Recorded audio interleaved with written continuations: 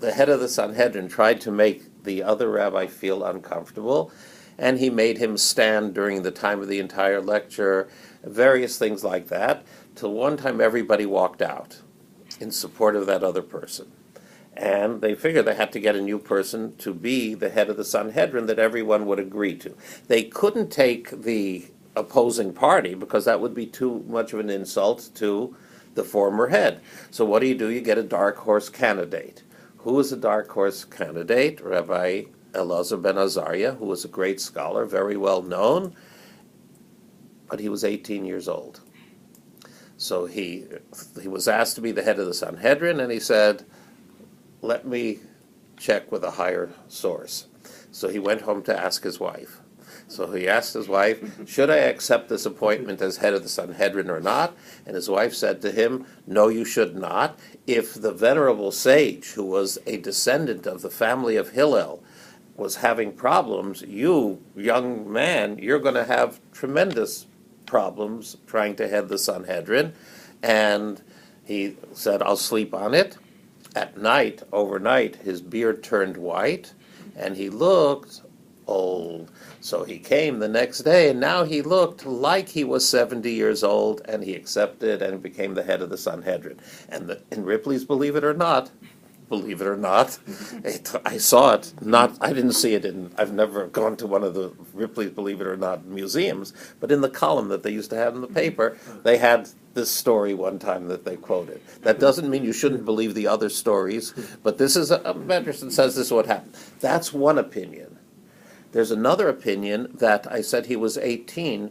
We know someone who lived to be 52 years old, and it is said that he had the neshama, he had the soul of him. Now this is a whole discussion of transmigration of souls. Do we believe in that? Do we not believe in it? According to this, that a soul that had not fulfilled its whole mission in life comes back again to another person. The person has no knowledge of that other one that lived before, and then they complete, as it were, that life. Who was it that lived 52 years? It was Shmuel Hanavi, the prophet Samuel. That's a second explanation. A third explanation is, he said, I am like the 70 years. What are the 70 years? You know what the 49ers are, not the football team. Why are they called the 49ers? That's when they found gold. That's 49ers from the gold rush. Right, because 1849 was the discovery of gold in California and the gold rush. So therefore, the San Francisco football team took the name of the 49ers because it's very important in California history. Okay, so they were the 49ers. Who are the 70ers in Jewish history, or where do we know the number of 70? He's very shy, but he's going to say it anyway. Because I don't know the words, the original founders of the Sanhedrin. Oh, they were founders of the Sanhedrin. There are 70 members of the Sanhedrin. I didn't think of that one. Wrong.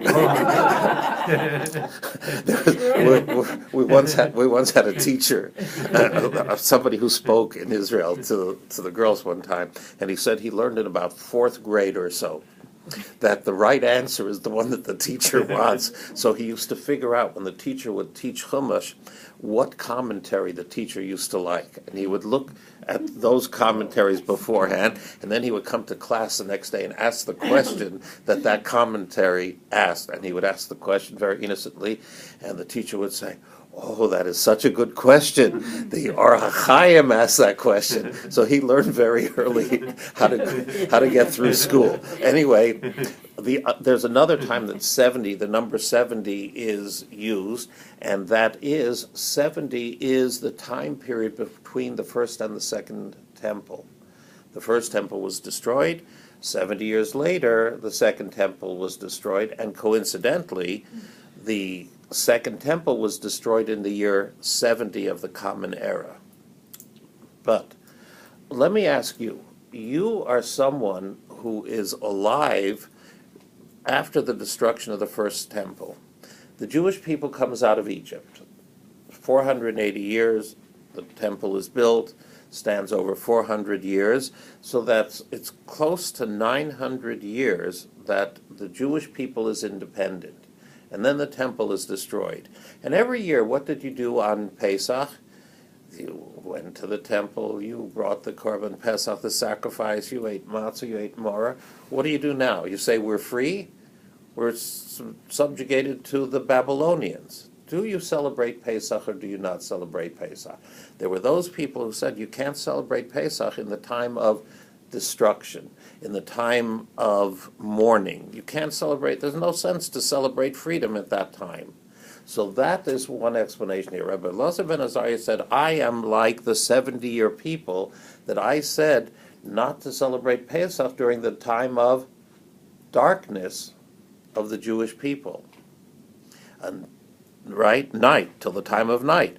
Till Ben Zoma said, all the days of your life you're supposed to do it, even the night, even in the nighttime. And the rabbis came along and they said, not only in this world, but lahavi limos HaMashiach. Lahavi means to bring the days of Mashiach. How do you bring the days of Mashiach? By not despairing, by not giving up hope ever, no matter what happens. So I have to tell you a story that I heard yesterday from Cantor Samler. And very, very, very moving story. And it's the Jewish attitude, and it's what helped us survive all of the dark days.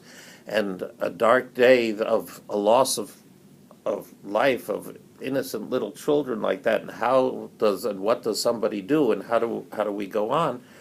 He said that when he was in concentration camp, and it came to Pesach, and here Pesach in concentration camp, like they said, there was enough maror, there was enough bitter herbs around to make a bracha on maror, but there was no matzah. So what did they do? By the way, on Pesach, I'm going to say something else about what people did. However, for this side of the table here, he said, what did they do on the Seder night? Everybody was like milling around, gathering together. They didn't know what's happening, and they gravitated to the Rebbe that was there, the Hasidic Rebbe who was there. And all of a sudden they hear he makes the bracha, Asher Kidsham Mitzvos V'Tzivanu Al Achilas Matzah, who has sanctified us, made us holy, and commanded us to eat the matzah. And he starts eating matzah, and they don't know how did you get matzah? How did he get matzah in concentration camp? And he said that none of the younger people could figure it out. Only some of the older people, because their garb that they had, the striped suits, had no pockets inside, and besides, they were in a labor detail. And when they went out and they came back, they were examined anyway to find if they had anything, if they were carrying anything.